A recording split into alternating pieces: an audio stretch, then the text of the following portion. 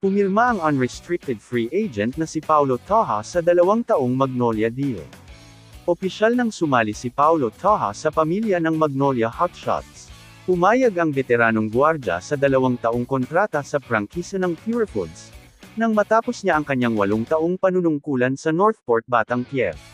Pumirma si Toja sa Magnolia pagkatapos ng mahabang panahon sa Northport. Ngayon Magnolia Hotshots na si Toja, matapos tapusin ang kanyang 8 taong panunungkulan sa Northport, Batangier, kung saan siya ang naging pinakamatagal na manlalaro sa kasaysayan ng prangkisa. Siya ay naging unrestricted free agent matapos ang kanyang kontrata at sumali sa Magnolia, sa ilalim ng bagong coach at dating kakampi na si L.A. Tenorio, kung saan napanalunan niya ang 2017 Governor's Cup sa Barangay Ginebra. Si Toja ay orihinal na na-draft ng Kia noong 2014 ngunit hindi pumirma, sa halip ay sinimulan ang kanyang karera sa Global Port, ngayon ay Northport. Kasama naman niya sina Russell Ascoto, Joseph Ariabo, at Peter Alfaro bilang mga pinakabagong signang ng Magnolia ngayong off-season.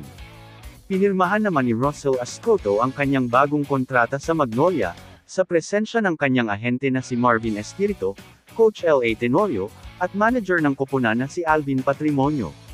Si Joseph Ariabo ay pumirma para sa 2nd season kasama ang side team ng Magnolia. Sina Russell Ascoto at Joseph Ariabo ay nananatili sa Magnolia. Binigyan ng bagong kontrata ng Hotshots ang dating Gilas Special Draftee na si Ascoto, at 3x3 star player, na si Ariabo bilang bahagi ng roster plan ng koponan, para sa darating na PBA Season 50 sa ilalim ng bagong head coach na si L.A. Tenorio. Parehong nakangiti sina Ascoto, ay Ariabo habang pumirma sa kanilang bagong kontrata, at nakipagkamay kay Magnolia Team Manager Alvin Patrimonio. Si Ascoto ay binigyan ng 2 taong deal, habang si Ariabo ay na-renew para sa 1 season. Naroon din si Tenorio sa contract signing kasama si Marvin Espiritu ng Espiritu Manutok Basketball Management, na parehong kumakatawan kay Ariabo at Ascoto.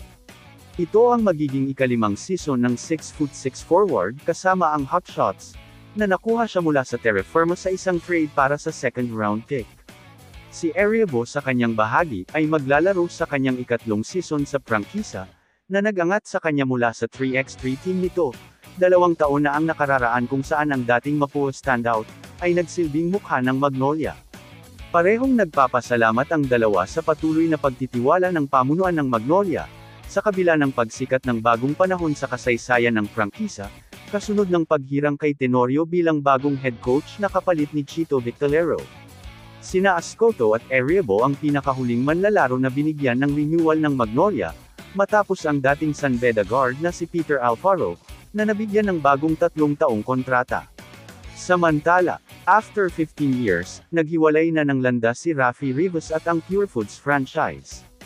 Formal nang pinakawalan ng Magnolia Hotshots ang veteranong forward, na nagtapos sa mahigit 1 dekada ng partnership na pinagtagpo ng 7 PBA championship na napanalunan. Hanggang sa pinakawalan siya, si Rivas ang tanging natitirang manlalaro mula sa huling kampyonato, na napanalunan ni Ryan Gregorio bilang coach ng prangkisa noong 2010 Philippine Cup. Ang matipunong Phil M. ay aktwal na naglaro para sa 4 pang coach sa kanyang pananatili sa Magnolia bukod kina Gregorio George Gallant, Tim Cone, Jason Webb, at Chito Victorero.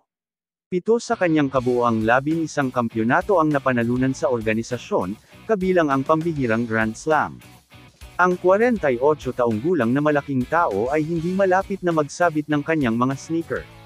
Isang source na malapit sa taga New York ang ibinahagi, na susubukan pa rin ni Rivas na maghanap ng team na paglalaroan, kung may interesado pa ring makuha ang kanyang mga serbisyo.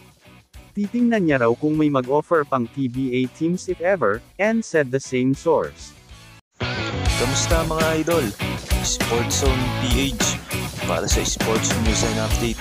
Kung bago ka pa lamang dito sa channel ko, pindutin mo na ang subscribe button at notification bell, para lagi kang update sa mga sports news.